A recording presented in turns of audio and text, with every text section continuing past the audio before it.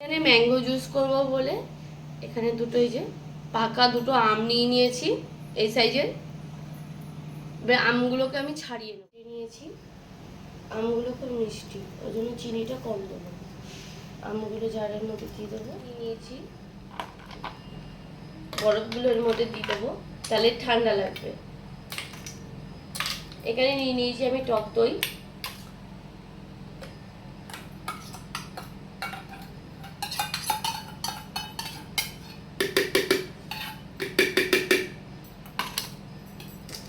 আর নিয়ে নিয়েছি চিনি। চিনিটা বেশি দেবো না, কেন আমটা মিষ্টি আছে। অল্প একটু জল দিয়ে দেবো।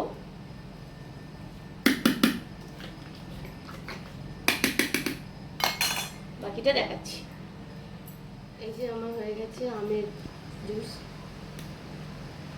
এরকম পুরো হয়ে যাবে। তোমরা আরো পাতলা করতে চাইলে পাতলা করতে পারো।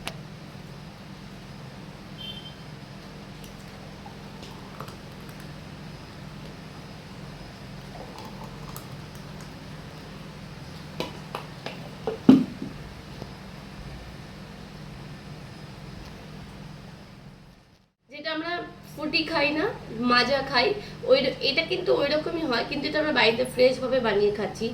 আম জুস যেটা অনেক জায়গাতেই বিক্রি হয়, তো এরকম বাড়িতে করে তোমরা বানিয়ে খাবে। এটা কাঁচা আমেরও হয়, কাঁচা আমটা সিদ্ধ করে কাঁচা আমেরও হয়।